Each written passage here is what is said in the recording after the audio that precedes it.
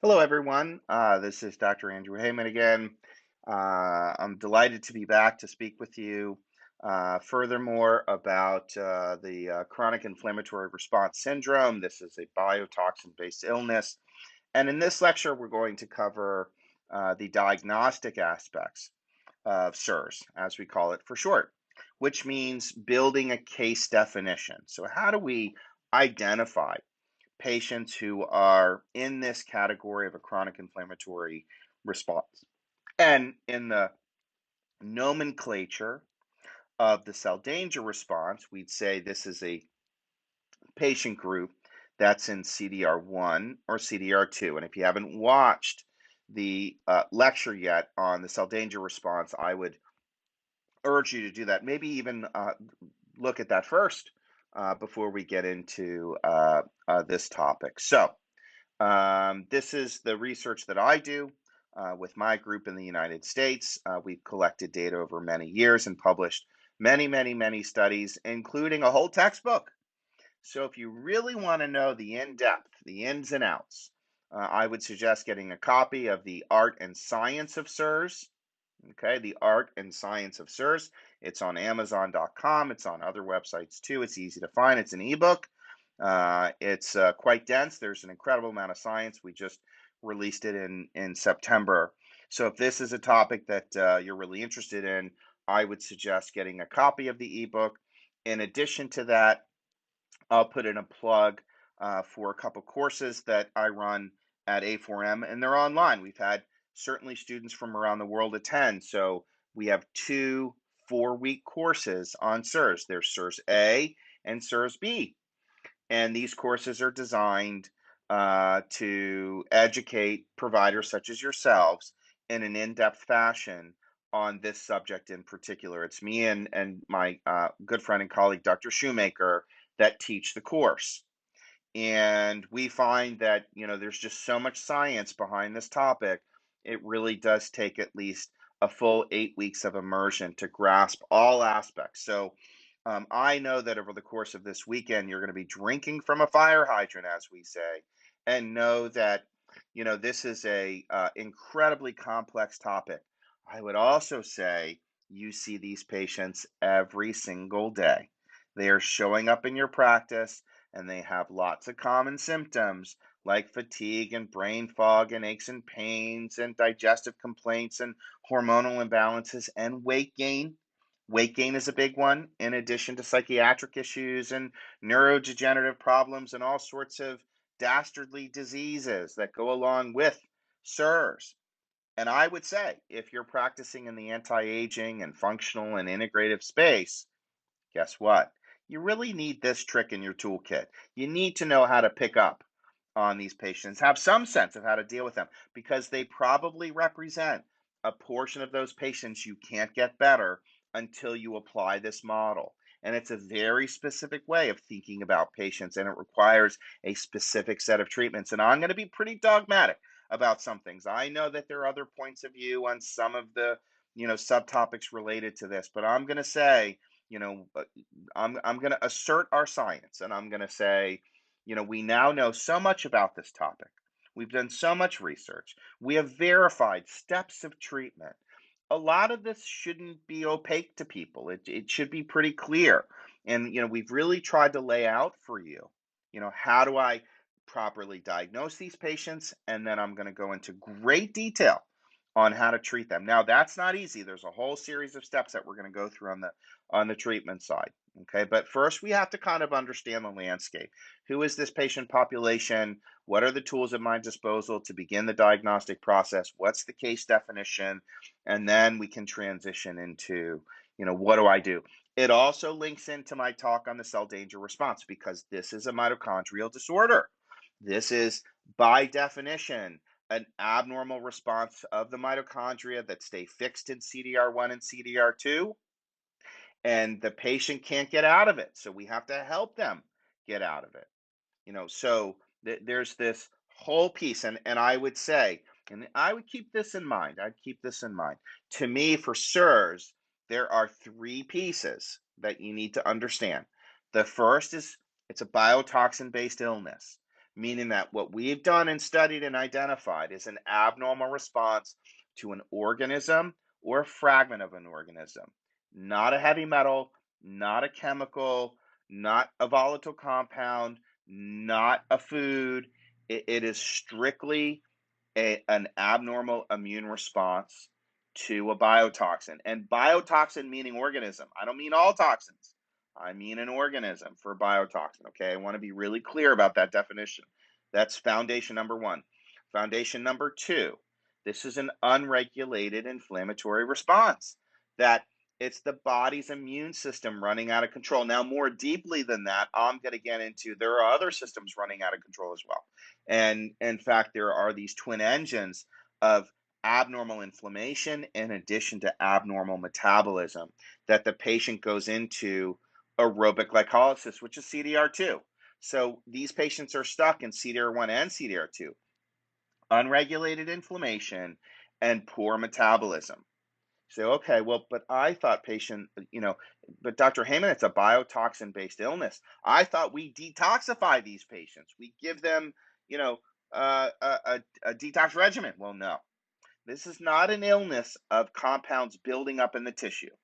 This is an illness of an abnormal response to an organism. And that response is characterized by CDR1 and CDR2, abnormal inflammation, abnormal metabolism. Go, oh, well, that makes sense. Okay, that makes sense. I get it. So that's foundation number two, which is it's an abnormal response to a biotoxin. Number three, what drives this response? How do patients get fixed and stuck? Why don't they progress back to normal once the biotoxin is gone? I mean, Dr. Heyman, if mold sets people off, or swimming in a body of water with algae sets people off, or they had an infection like a tick-borne illness or COVID, guess what? COVID acts like a biotoxin. If a lot of these are self-limiting events and the mold exposure was 10 years ago, why are they stuck? Well, they're stuck because they're fixed in a certain molecular state of affairs that the mitochondria are operating in. Well, how does that happen?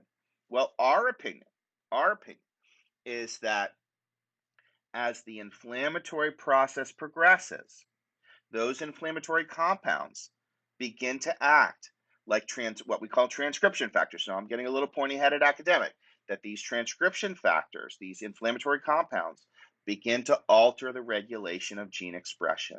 And now we're beginning to see abnormal patterns of gene function that are part and parcel of the mitochondria, that the genomics of this illness is profound, and that we have found that there are hallmarks or characteristic patterns of abnormal gene expression that uh, fix the mitochondria in a certain molecular state of affairs. And that we then, therefore, have to help the mitochondria get out of that activity. How do we do that? We have to find ways to change the genomic expression. Well, how do I do that, Dr. Heyman? We're going to go over that. Trust me. Now, if you go back to my other lecture on the cell danger response, as the cells, as the mitochondria react to these biotoxin-based threats, do we see all sorts of changes in small molecules and all sorts of things we can measure? Of course. Does the gut become leaky? Yes. Yep. Is there dysbiosis? Sure. Does the body fill up with other toxins? Yep. Are there hormonal imbalances? Oh, yeah. Just what about fatigue and aches and pains and weight gain? Hallmarks. Hallmarks. Oh my gosh. I see this every day. All my patients are tired. All my patients are overweight. All my patients have these abnormals. Yep. And one of the things I will say is as you become comfortable and familiar with this subject, guess what? You're going to see it everywhere. And in the early phases, you're going to second guess yourself. You're going to say, it's not possible. I can't believe all of these patients have this. And guess what? They do. They do. You'll get there. I promise you'll get there. And once you absorb that idea, you say, yep, I'm so glad I have this in my toolkit now. I can deal with this issue and all those other issues too. I see this as sort of the deep end of the pool. If you can fix this, you can fix a lot of things because you got to be good at just about everything else. You got to be good at stress management. You got to be good at sleep.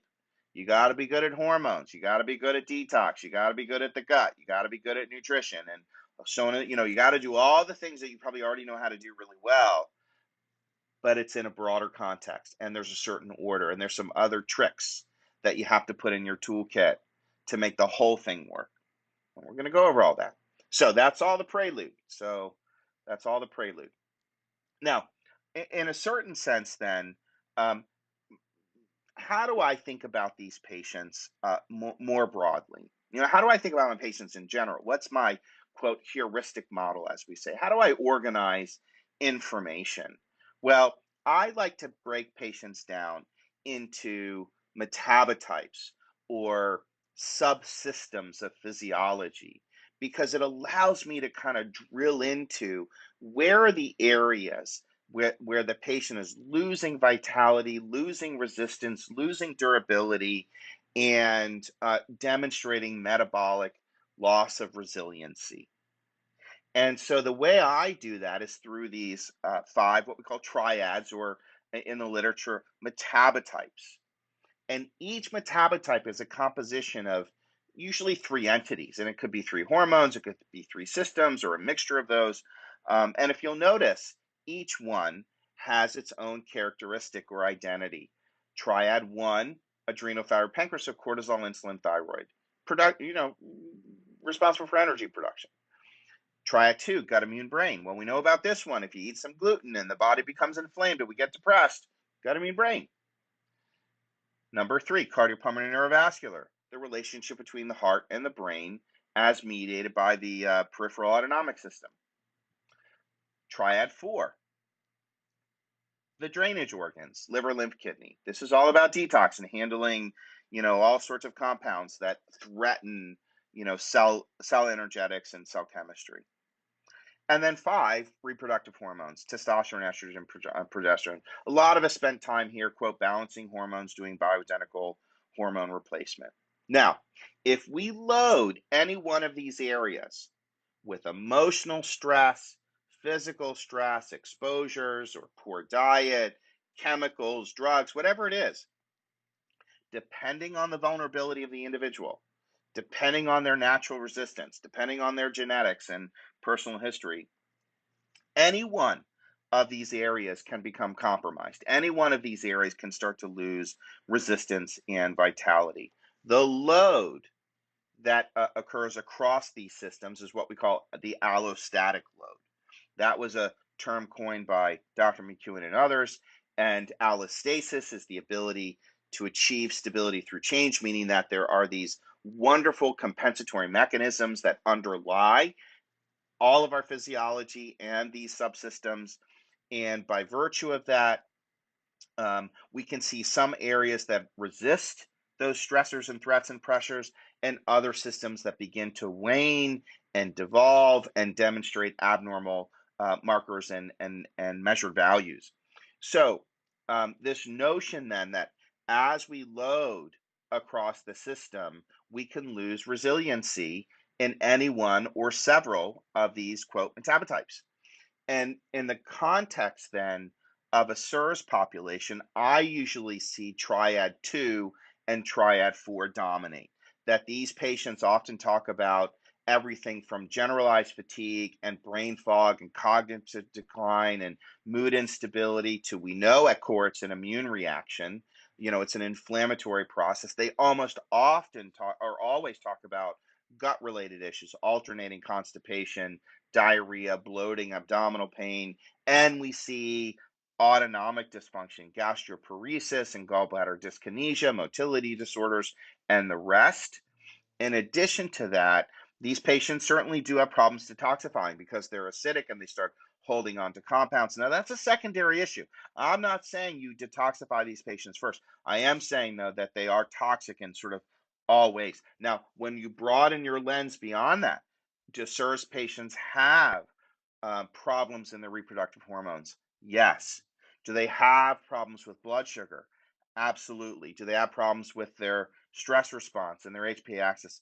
Yes, absolutely. So everywhere you look, these patients, and do they have cardiopulmonary problems? Profound cardiopulmonary problems. So even though CIRS sort of crosses all the domains, I do want to call out in particular triad two and four. So if you hear a patient talk about fatigue and brain fog and headaches and cognitive decline and mood instability and feeling irritable and reactive, and my gut's a mess and I feel achy and inflamed and just toxic. Think triad 2-4, think CIRS. Okay. So this is how I think about it. And this is what we do in my practice. We take all this patient data and we run it through our algorithms, and we produce a report and we score, all of this, and we show them where there are areas of lost resiliency. So this to me is this new language of medicine that articulates this complex metabolic expression of inputs and outputs via genomic, proteomic, metabolomic, cell energetics, tissue and organ level responses produced through functional whole body metabolism in preference to identifying disease states. This is what I'm all about. And so we have these new measurement tools and technology and data analytics that allow us to kind of scan the landscape of our patients to determine where are those areas of lost resiliency within the various metabolites. And that allows us, or metabotypes, and that allows us to target treatments and interventions as countermeasures to rebuild that resiliency. So the reason why I use these metabotypes is because they have these wonderful defined physiologic relationships within each one. They relate to each other as a whole as well. There's a ton of research behind it. It's also a clinically relevant framework because it allows us to target where are we starting with the patient? Where are they losing their vitality most quickly? So we can deconstruct incredibly complex patients quite quickly, and then we can create a pathway for success through nutrition, exercise, dietary supplements, hormonal replacement, peptides, compounds, mind body techniques, traditional healing methods, and the rest. So, this notion of resiliency is really important that what's happening in our bodies is that as we load across these systems, we can lose our metabolic capacity, reserve, and flexibility, and we try and restore that through a variety of countermeasures. And any one of these exposures in terms of abnormalities can matter. So, poor diet, lack of exercise, stress and sleep, environmental toxins and infections, I'd say biotoxins, concussive events, medications, and more. Allostasis, again, is the system's ability to achieve stability through change.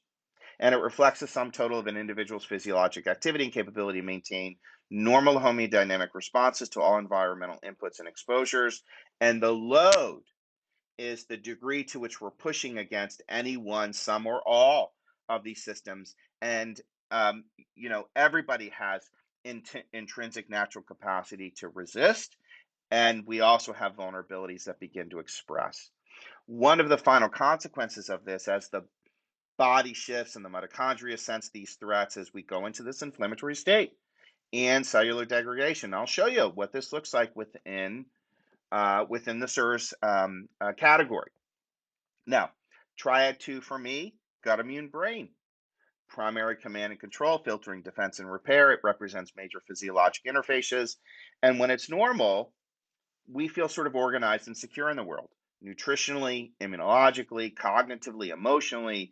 But when these systems start to break down and we begin to see, dysbiosis and gut permeability and chronic inflammation along the gut lining that then turns systemic, and that affects the brain, and then the brain starts to change and we lose stress resiliency, and now the person isn't feeling great and they have low energy and mood disorders and cognitive decline and aches and pains and bloating, and the rest. You go, oh my gosh, what a bunch of disordered symptoms. And they say, yeah, I feel disorder. And what I don't like about feeling this way is how unpredictable it is. I don't know when I'm going to react to a food. I don't know when my rheumatoid arthritis is going to flare. I don't know when I'm going to have another panic attack or a bout of anxiety. I don't know when I'm going to have another poor sleep at night. That these symptoms are very unpredictable in that regard. So these are sort of the hallmarks of a gut immune brain characterization. In addition to that, we also know that these patients become acidic. They start holding on to toxins. Again, a lot of it is driven by the cell danger response and how mitochondria react. And what the mitochondria are doing is turning off certain processes in the body and sending energy into other processes. You can't do everything at once. So they say, why do the patients stop detoxing efficiently? Well, because it's reacting to a biotoxin. It's doing something else. We can't devote energy to all things simultaneously. So certain systems kind of get shut down. So as the body acidifies, we see loss of potential to detoxify and eliminate. So when this is functioning normally, we see smooth flow of substrates and emotions, but unfortunately, when it becomes imbalanced, this promotes inflammation, stagnation, and retention. So let's get back to the chronic inflammatory response then. Again, sort of a characterization of triad 2 and 4. It is a mitochondrial-based disease. If you recall from my CDR lecture, we're stuck in CDR 1 and 2. And from the physiologic level, triad 2 and 4. Okay, I'm trying to give you frames to kind of understand what this illness is on a mitochondrial level, on a systems level. So how do we define it? So CIRS is a illness that lasts more than 6 months. It's inflammatory in nature, but it's more than that too. And it does include a variety of different compounds. Now, it took our research group years to figure out what were the reliable compounds to measure in the bloodstream. That if you listen to these patients, they certainly sound inflamed, but guess what? When you ran a CRP or a SED rate or a white blood count or autoimmune markers, wouldn't find anything. You say, I know it's there. I know it's there. But where is it? How can I measure it? And sure enough, it took us a long time to figure out what were the reliable, as we call them, proteomics, and I'm going to go through this, that define this illness. So one of the things that we learned is because this is a response within the innate immune system and it's tied to poor antigen presentation. Say, okay, now this is starting to come together because Dr. Heyman's first lecture was on immunology 101. And he talked about the innate immune response and how it transitioned to the adaptive side. Why? Through the bridge of the antigen presenting cells. But guess what? What happens if you have poor antigen presentation? What if the individual remains stuck on the innate side of the immune system? That's what sets them up. That's what sets them up. So they enter this pro-inflammatory state.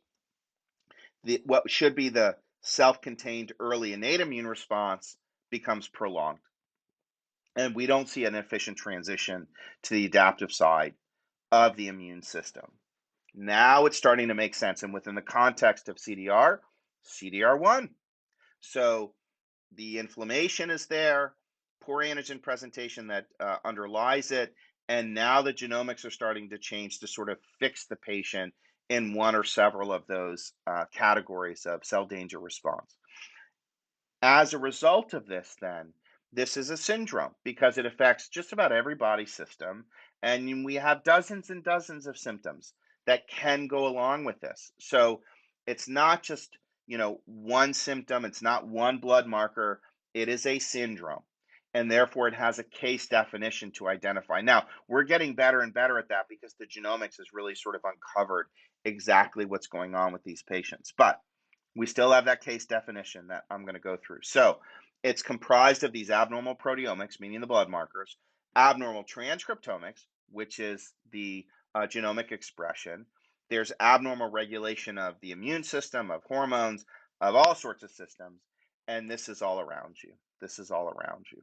It shows up in your practice every single day. Every day. I guarantee it. Why? How do I know this? Well, not only is it self-selected because fatigue and weight gain and brain fog and hormonal imbalance sort of self-selected, for our patient population, but beyond that, the epidemiology of the poor antigen presentation, the presence of the genes, the HLA that confer the inability to transition to the adaptive side of the immune system, it's 20% of the population. So it's just, it's driven by inherited genetics. And again, this is a biotoxin-based illness. Remember, it's biotoxin, inflammatory response, and then abnormal transcriptomics. Okay, those are the three foundations that I've mentioned. And it starts with a biotoxin, an organism or a fragment of an organism that causes that very subtle cellular membrane depolarization, and the mitochondria sense this and say, oh my gosh, now we got to go from an energy plant into a battleship. And so we see all of these changes happening at the molecular level, submolecular level, genomic level, and the mitochondria organizing themselves around that principle of a pro inflammatory, pro-oxidative stress state. It starts to produce a bloom of ATP to signal local cells as well. It seals up the borders and boundaries with changing the phospholipid content. And now we're getting into that sickness behavior, and we enter CDR1, which is that innate immune response. And so here we are again. We go into this early phase of glycolysis and changing how we burn energy to promote a robust reaction of the inflammatory system, meaning the innate immune response, neutrophils, macrophages, complement system. We get production of cytokines in the brain and in the tissues. And then there should be a migration into CDR2. So now, as the illness prolongs, we see a shift into aerobic glycolysis, which is molecular hypometabolism. It's a proliferative state of physiology as the body's trying to begin to start creating the building blocks to build and repair. But this section is also associated, therefore, with insulin resistance, diabetes, heart disease, neurodegenerative disorders, and then there should be a shift again into CDR3. We don't see that in CIRS. We see CDR1 and 2. We see a paucity of cancer.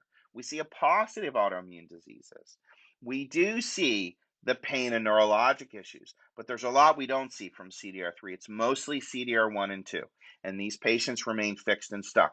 Why are they fixed and stuck? Well, we think our research shows because the inflammation that's produced in CDR1, as that early immune response turns up, begins to change regulation of gene expression, and we get these abnormal patterns that are fixed in the genome.